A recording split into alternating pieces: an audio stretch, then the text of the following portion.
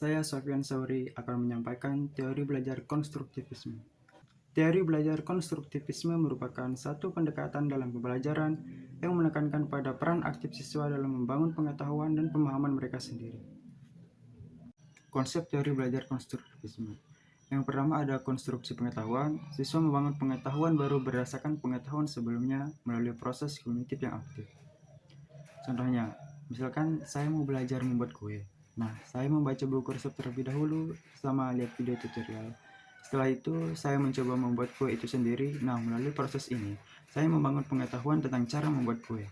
Dan yang kedua ada interaksi sosial. Belajar dipengaruhi oleh interaksi sosial antara siswa dan lingkungannya, termasuk interaksi dengan guru dan teman sebaya. Misalnya, di dalam kelas matematika, saya diminta untuk bekerja kelompok atau kerjasama untuk menyelesaikan soal-soal tersebut. Dan melalui kerja kelompok ini, saya dapat saling membantu untuk memahami materi tersebut. Ketiga ada pembelajaran aktif. Siswa belajar lebih efektif melalui pengalaman nyata dan aktif di bidang dengan pendekatan pembelajaran pasif. Misalnya, guru memberikan tugas kepada siswa untuk membuat laporan tentang hasil penelitian mereka. Siswa kemudian didorong untuk bekerja sama dengan teman-teman mereka untuk mengumpulkan data dan membuat laporan. Ada prinsip pembelajaran konstruktivisme. 1. Kolaborasi. Siswa berkolaborasi dalam pembelajaran dengan melakukan diskusi, sharing ide, dan bekerja sama dalam tugas kelompok. Seperti memberikan masalah kepada siswa, selanjutnya siswa kemudian didorong untuk memecahkan masalah tersebut dengan menggunakan pengetahuan dan keterampilan yang mereka miliki. Melalui proses ini, siswa akan membangun pengetahuan baru mereka sendiri. Kedua ada pembelajaran berbasis proyek. Siswa diberikan proyek nyata yang relevan dengan kehidupan mereka untuk mendorong pemahaman dan penerapan konsep. Misalnya, guru memberikan tugas kepada siswa untuk membuat buku cerita tentang hewan-hewan yang terancam punah. Siswa kemudian didorong untuk melakukan penelitian tentang berbagai macam hewan yang terancam punah. Setelah itu, siswa akan membuat buku cerita tentang hewan-hewan yang terancam punah dengan menggunakan pengetahuan dan keterampilan yang mereka miliki. Ketiga ada refleksi. Siswa didorong untuk merefleksikan proses belajar mereka dan mengidentifikasikan kekuatan dan kelemahan dalam pemahaman mereka. Contohnya berpikir seperti ini, apakah saya merasa bahwa proses belajar yang secara bertahap. Jadi dia seperti selalu berpikir untuk refleksi dirinya. Berikut ada penerapan pembelajaran konstruktivisme. Yang pertama ada practicum sense. Siswa melakukan practicum sense untuk memperoleh pemahaman yang lebih dalam tentang konsep-konsep ilmiah. Yang kedua ada diskusi kelompok. Siswa berpartisipasi dalam diskusi kelompok untuk mempertukarkan ide dan melibatkan diri secara aktif dalam proses pembelajaran. Yang ketiga ada presentasi siswa.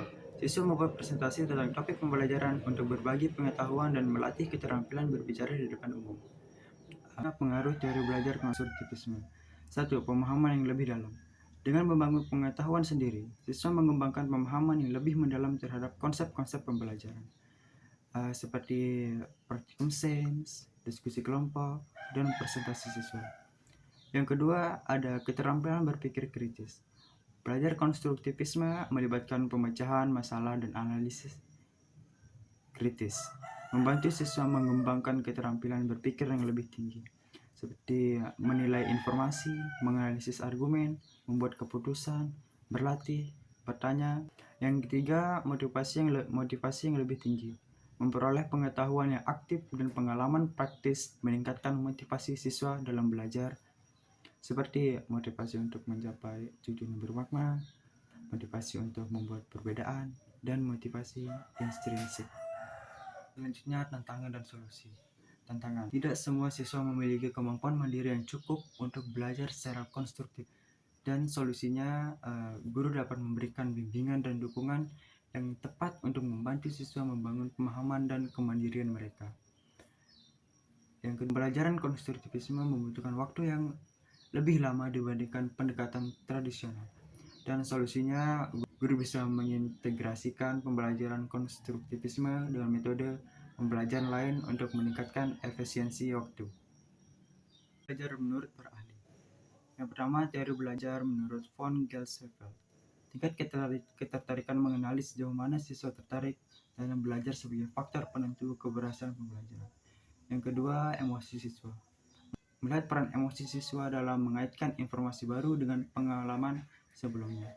Yang ketiga ada interaksi sosial, mempertimbangkan bagaimana interaksi sosial dapat mempengaruhi pembelajaran siswa. Yang keempat ada kelibatan emosi, menjelaskan peran penting kehadiran emosi dalam proses belajar dan bagaimana mengelolanya. Teori belajar Lorsbeck and Tobin, konteks sosial, menekankan pengaruh lingkungan sosial dalam proses pembelajaran. Persepsi dan refleksi, membahas bagaimana persepsi dan refleksi mempengaruhi pemahaman dan retensi informasi. Pemutusan perhatian, menjelaskan hubungan antara pemutusan perhatian dan kemampuan siswa untuk belajar.